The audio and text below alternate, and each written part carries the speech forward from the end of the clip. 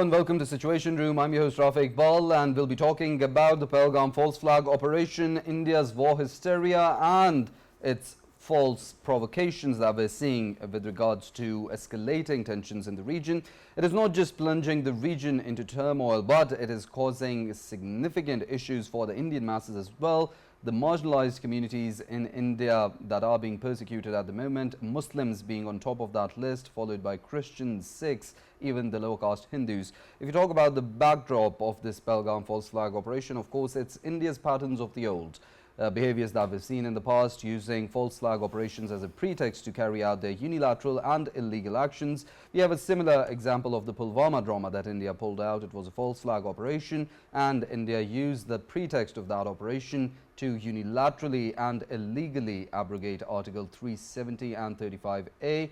Of course, India is doing the same and repeating its patterns of the old with regards to the Pahalgam false flag operation, the baseless accusations with regards to Pakistan. We saw how the Indian media, without any evidence, started hurling baseless accusations and hollow claims at Pakistan. And of course, these stand exposed in front of the whole world at the moment. But what's important is that India used the pretext of the Pahalgam false flag operation to unilaterally and illegally this time hold in abeyance the Indus Waters Treaty. Pakistan responded in a very befitting, a very responsible and a very well measured response that was given by the country's top leadership, the civil and military leadership, with the Prime Minister Shehbaz Sharif and the Chief of Army Staff both expressing the resolve that water is the lifeline of all Pakistanis and is something that will not be compromised on at any cost. With regards to that, we see the Indian media as questions are being raised with regards to the false flag operation, one of the most militarized zone in the world, yet the Indian security forces could not prevent this incident from happening. The questions are being raised from within India's political leadership, such as the Congress Party and the Aam Aadmi Party raising these questions.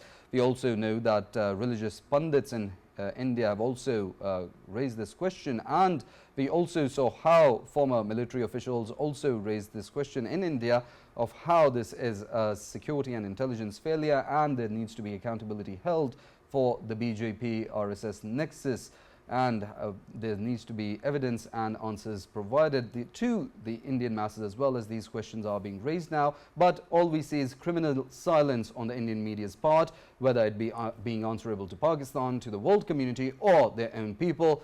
All those that were making a lot of noise, that were all going on with all the warmongering, they've gone criminally silent now, which needs to be taken cognizance of by the Indian people, by the world community, as well as we're living in an age where misinformation is a cause of concern for the world community at large.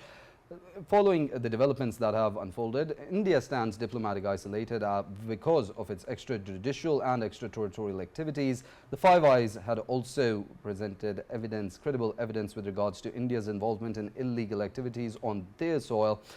India's own allies have also called itself out for its assassination attempts on their soil. And with regards to the Pahalgam false flag operation, no country in the world is buying what India is saying because it has no evidence to provide. All we see are hollow claims and hollow accusations. Whereas on the other side, Pakistan stands diplomatically very supported with all the countries in the world.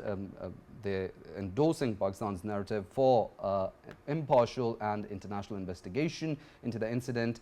Countries like China, Iran, Turkey, Malaysia and even Bangladesh have supported Pakistan's call for an independent international investigation. And of course, as the people of Pakistan stand shoulder to shoulder with the country's armed forces, these countries have also praised the response by Pakistan armed forces being very responsible and measured.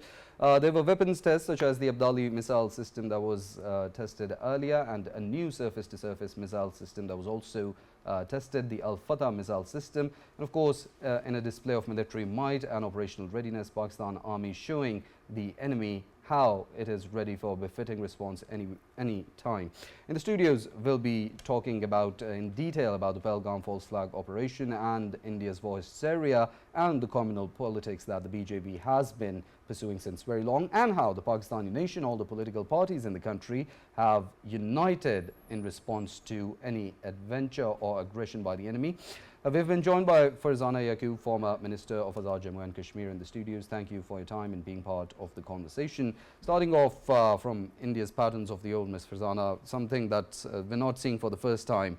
India's patterns of the old, false flag operations and using it as a pretext to carry out their illegal and unilateral actions. What do you say about that? And of course, the communal politics that the BJP has been pursuing since very long, and the repercussions of which we are seeing now in the Indian society itself. All that you have said, I would add to that their electoral politics as well, because when the Pahalgam false flag incident took place, so Mr. Narendra Modi, he returns from Saudi Arabia, but he does not go to the place where this incident has happened. He actually goes off into an election rally. So it was a clear understanding that, you know, this, number one, this has not happened for the first time. We remember closely Pulwama and how that pretext was then used for an attack on Pakistan. Pakistan even at that time gave a befitting response, and here we are seeing the replication of the same plan but badly botched. To be honest, I mean, if there was any finesse within India to carry out false flags, that has pretty much gone down the drain. And the most interesting part of this is that this time when Pakistan is standing up and questioning, not only questioning India's threats, but in response Pakistan has also threatened, and that was need of the time. India had, like, you know, really grown in this bravado that Pakistan will not question any allegations that India has. Even if Pakistan does, it is going to do that very mildly. Sadly, that was the kind of response that we saw in 2019. But this time it has given befitting response, be it diplomatically, be it by the political representatives of the masses, be it the media. So at every level the response has been great.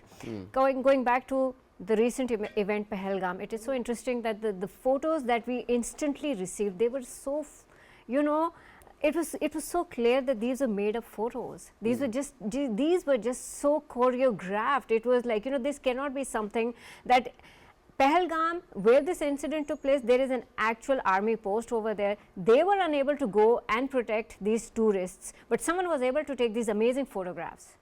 And recently, just yesterday, a French channel has put up a program telling us that these are most of these photographs are artificial intelligence based photographs. They are not even real photographs. Some of the couples that we have seen, that one photo that became literally viral of a woman sitting next to her dead husband's body, both the husband and wife are alive, and they actually put up their video on the social media that we are alive and we were actually over there a week ago. So there are so many lies shrouded. But India has been facing post 2019, and this is the Kashmiri curse on the Indians, I believe, is that the illegal acts, the terrorist activities that India takes place, be it killing activists in Canada or America, India is being found out. It's being called out. And these countries are allies of India, and the allies are calling out all the illegal activities that India has been taking part in and instigating in other countries. And Pakistan all this time had been telling the world that the real terrorist of the region is not Pakistan, but it is actually India. Pakistan is suffering from the Indian terrorism. Pakistan has all the evidences, all the people that Pakistan has caught. Even recently, all the activities that have been taking place in Balochistan, the raw instigators have been caught by Pakistan, and Pakistan does its work very professionally, provides the portfolio, tells the whole detail, the files are ready. We ask people that, you know, and these files are shared with the relevant stakeholders, which is the United Nations and the allies and NATO. But compare it to what India does. India will instantly blame Pakistan. India will hold false investigations, Pakistan will never find out about, what the real report was. This is the matching that it does. Even if for the Indus Water Treaty, by the way, there are Indus Water commissioners on both the side. Yeah. India does not share data. India does not share any information. India does not allow any foreign investigators or even journalists in Indian occupied Kashmir. So India is the one which has a lot to hide, and it always tries to hide, and even this time it did try to hide, but lucky us, we have a precedence of European Union disinformation lab. Yes. There is just so much out there, and sadly it is a sad incident, but all the points literally connected on Pahalgam. The kind of disinformation that India uses, the kind of rhetoric Narendra Modi uses when his popularity is really low. And we've seen that the recent elections in last year, they clearly showed that, they were thinking that they're going to sweep and have maximum number of wins throughout India, and the Indians rose back and they said, no, not really. Well, communal politics doesn't work every time. Ms. Farzana, you've raised very important points, and I'd like to include Mr. Farhan Bokhari in the conversation as well, a senior analyst who has joined us in the studios. Thank you for your time and being part of this very crucial conversation. As it has shaped up so far, and we were discussing the Pahalgam false flag operation, India's war hysteria and its hollow accusations. Its media had a lot of a significant role to play in the whole drama that we saw from the other side in the past few days. And when questions started rising from the international community, from India, within India itself, from the masses, from the political leadership, from even the religious leadership and the former military officials in India, we saw all their media, all their journalists and those analysts that were promoting a war, that were going on with all this war hysteria, they just went criminally silent and have nothing to answer for. No evidence to back their claims, no evidence to give with regards to the allegations that they had been giving. All the evidence and all the statements that they had made earlier backfired on them and exposed their nefarious designs and scripted operations in front of the world. How in these times when misinformation is a cause of concern for the whole world community, how do you think the Indian media is acting a nuclear armed state and promoting war in the region? Look, this is a very unique situation in many respects. Never before in history have you had two nuclear armed countries almost at par with each other in terms of the number, the reported number of bombs and then delivery systems, also sharing a common border. Because remember, the Cold War was principally geared around the US and the former Soviet Union, but they didn't have a shared border. Here the situation is potentially very, very disturbing and very destructive. I think the risk of an accidental event of some kind leading to a bigger catastrophe is something that the world has not recognized adequately. That risk is very much there between India and Pakistan. The literature includes references to people, analysts, well-placed analysts, arguing, sort of creating a false sense of comfort, arguing that since Indian and Pakistani nuclear weapons are not deployed, therefore, in a relative sense, maybe this is a safer situation than one where weapons would have been deployed. But I think people are living in a very false sense of complacency. I was telling someone earlier on today, this is a work of fiction, but there's a very famous film, Crimson Tide, which I think everyone should watch. It's the late Gene Hackman, who died recently.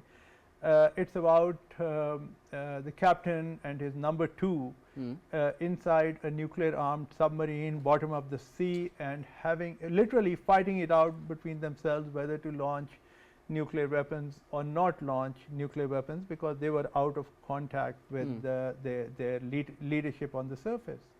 Those kinds of things are highly disturbing, and the Indians, unfortunately, by provoking another crisis, crisis after crisis. So crises are or have created an overall kind of sense of deep discomfort.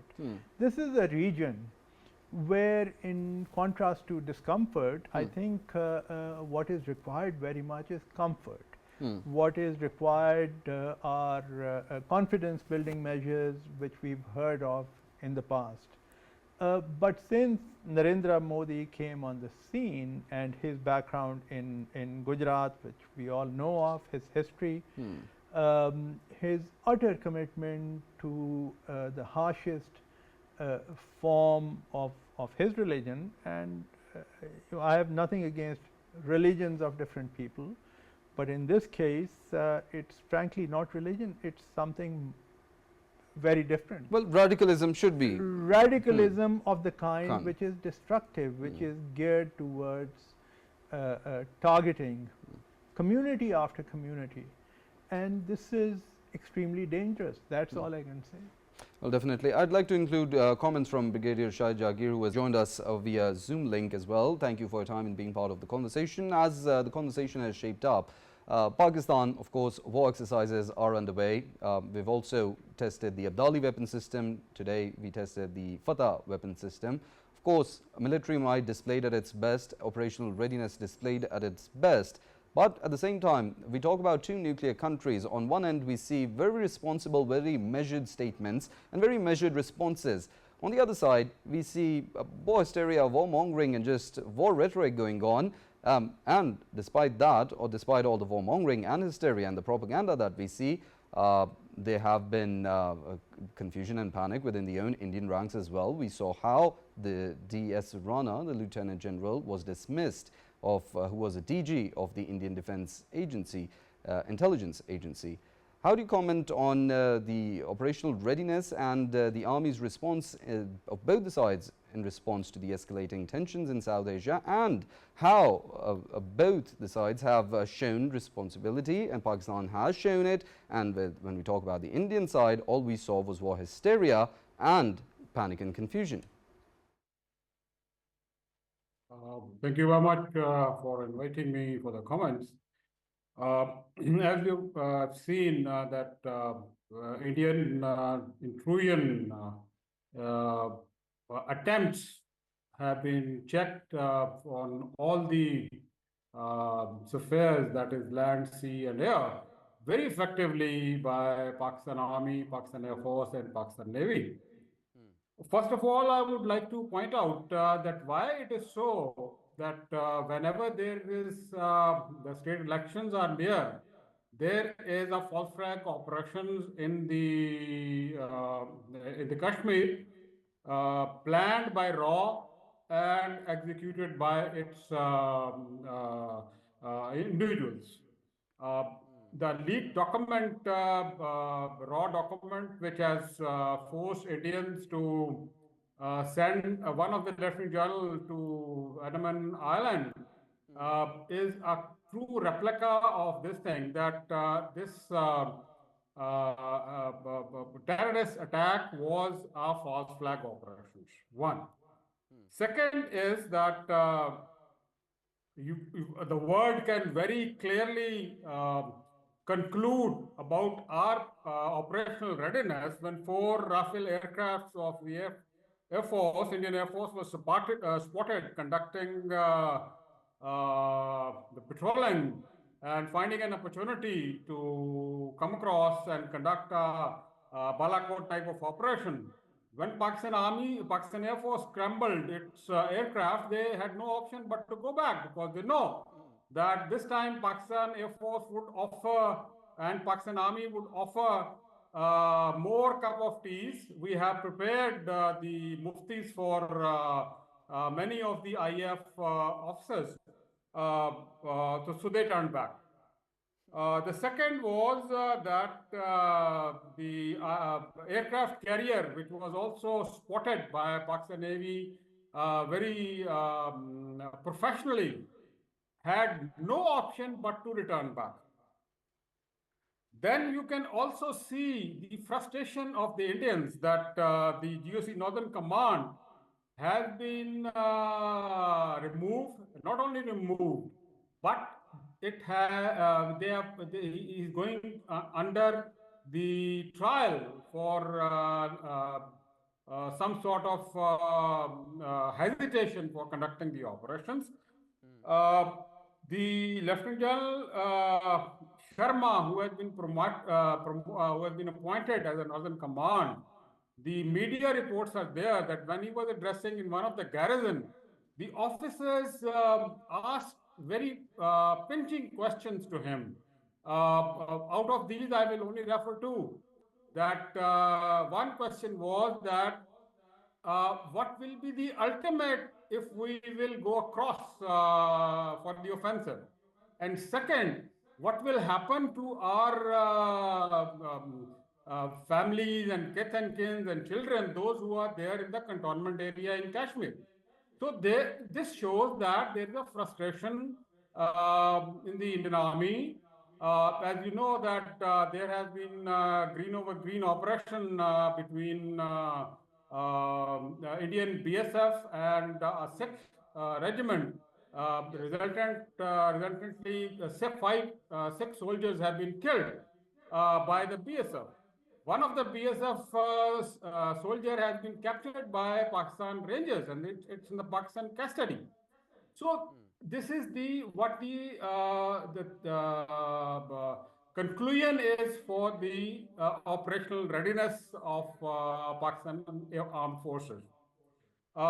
Inshallah, you will see that not even a single inch Indian will be able to do it. But the question arises, why they are adamant to go for it? Why it is the Modi and his warmongers like Nath and others, which are pumping their military top brass to take any action. The military top brass, they are reluctant because they know that the ultimate result of this 1 to 2 kilometer, 3 kilometer operation will be that the battle escalation ladder will be going up and up. And we both are nuclear countries. We have tactical nuclear weapons also. We have long-range nuclear weapons also.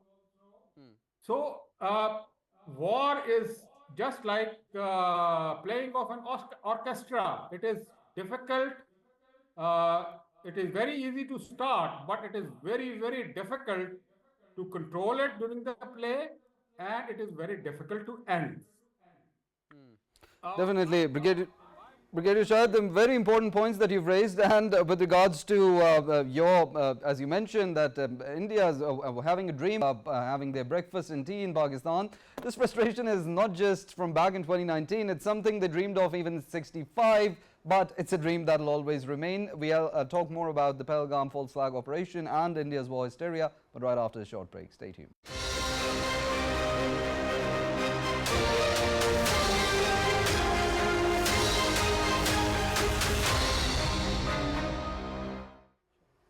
Welcome back. Continuing with how the conversation shaped up, Ms. Farzana, a question for you. As you're being a politician yourself, when we talk about this Pahalgam false flag operation and the aftermath of that, what we saw in Pakistan was the whole nation united. All the political forces in the country, they expressed how resolutely they stand with the armed forces, shoulder to shoulder, and everyone in the country was ready and for a befitting response in case of any misadventure or aggression. Whereas, when we talk about the Indian side, as a result of the BJP's communal politics, what can be seen is hate speech, the Muslims are being persecuted, the Kashmiris are being targeted all over India, and we already know what had been happening with the Sikh, Christian and lower caste Hindus in India as well. What difference do you see in the political ideologies and what impacts it has made on the Indian society? A once so-called secular India, the world's biggest democracy, now seems like a saffronized dictatorship. No, it doesn't seem. It is actually a saffronized dictatorship. It is what it is, and we must accept that reality and then from henceforth move forward. And that is why it is so important that Pakistan had to give a befitting response. And look at them. So this is how India works. One, they will create a false scenario. Two, they will threaten. And if they feel that their counterpart has not really come up to the stance, then they will keep on threatening. And now what we see is that when Pakistani people, the politicians, media, everyone and the forces, everyone got united. Previously we were seeing that there was a lot of dissatisfaction and separation, and you know, we had literally, Pakistan was becoming a pizza which was being separated. And the same goes for Azad Jammu Kashmir as well. We were seeing a lot of protests, a lot of problems, because we're facing some very harsh economic times, but once there is an emergency, and it's the same whether we have an earthquake, whether we have a flood, or we have a war emergency, we take it very seriously, and everyone forgets their own issues, their own personal petty political issues are then set aside, and everyone comes together. And alhamdulillah, we should be very proud of ourselves that even at this time, when India threatened for war, everyone has united, because we are very serious about what India has been trying to do in this region. And this biggest bully needs to be trained and treated just like a bully and then put down to its place. The world now really needs to look at this situation, and instead of trying to come and talk to Pakistan and asking us to do more, what they need to now finally do is to hold India accountable for all the human rights abuses that it has been doing. And you know, when we look at Pahalgam, Kashmiris are used to these, you know, cordon off and search operations called CASOs. We are used to, like, you know, that they'll say that there is this one freedom fighter and they will cordon off the whole area and multiple houses will be razed just to find that one person. Now, what is India doing with all these, you know, 900,000 plus forces and paramilitary forces in Indian occupied Kashmir when it cannot stop such an incident? How come all these forces are so utterly useless? I would suggest that, you know, India should remove their forces, and we the Kashmiris can take better care of ourselves than all of them put together, and we can really put them to rest. That's a very important point that you raised, and I'd like comment from Mr. Farhan Bokhari on that as well. So when we talk about the Indian atrocities, they've been persecuting the minorities since long. And we know how the Muslims, how the Kashmiris have been being treated in India. Pakistan has been highlighting all these issues since long. The Kashmiri people have been highlighting the atrocities that the Indian regimes have been committing on them since very long, the oppressive tactics and everything that has been going on. India, its strategic allies, one of those being the champions of human rights. Of course, it is not something that just Pakistan has been saying now. It is something, these human rights abuses, these violations of all the international laws, these illegal and unilateral activities, they stand exposed in front of the whole world. Everyone is a witness to what India had been doing. When we talk about these champions of human rights, do you think it is now up to them as well to take cognizance of what India has been doing with immunity from all the international laws, and it should do so to protect its own image, because they were the champions of human rights, as they call themselves? Absolutely, there can't be any disagreement on that score. Unfortunately, there are big powers which give space or leeway to the Indians. Commercial interests are there. There are other kinds of interests between India and some of the world's big powers. But let's not forget lessons from the history of the world. There was a time in the 80s, in my student days, South Africa apartheid, and outside Pakistan, I had the opportunity to participate in some of those protests. You know, we could not imagine ever in the mid-80s that apartheid would be replaced in less than a decade. And it happened. Nelson Mandela, a great human being in the history of the world, wise human being. He was released, and after that he showed the magnanimity to forgive and to urge South Africans, irrespective of the color of their skin, to move on. Just a little example from my early days of reporting in the 80s, long time back. I still cannot forget the day when news came of the execution of the late Maqbool Butt, Shahid, of the JKLF, who was executed in Delhi's Tirad jail or Tirad prison. And I still remember that was the day when Kashmiris from different political groups, different sort of ideas on how to take their politics forward, they all joined together in Sadr, in Rawalpindi, irrespective of the group that that they were associated with. They all came together to protest. So the more you persecute Kashmiris, the greater the chance that their resilience and their unity is only going to solidify further. Let's also not be oblivious to the fact that independent sources, and this includes Indian sources, so it's not my figment of my imagination, it's what's documented out there.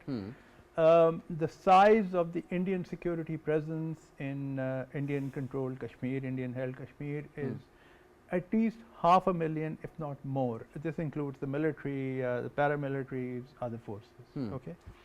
Now, with such a large presence, if you're still facing a failure to normalize that situation, then obviously that begs the question, there's something very wrong here.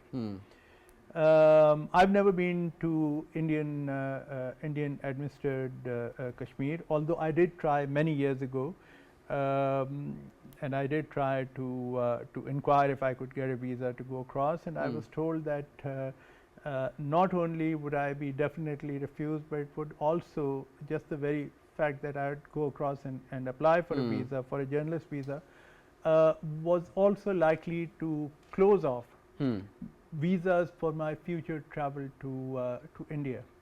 So in those days I used to write for an international newspaper, and we used to have these regional meetings in Delhi once every couple of years, and so I couldn't take that chance of being faced with a permanent blockade. But the history of the world tells us that oppression of this kind,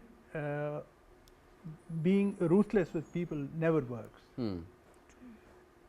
Definitely. Remember in our history of Islam, there's a wonderful and great saying by Hazrat Ali, the Caliph, that brutality is something which will never work to deliver the administration of a state in your favor. Mr. Farhan, sorry to cut you here, but in light of that, what would you say as using water as a weapon and weaponizing it as an essential resource of life, what we're seeing with regards to the abeyance of the Indus Waters Treaty? Look, this is something of a pipe dream, because it's not a tap which you can, which the Indians can turn off tomorrow.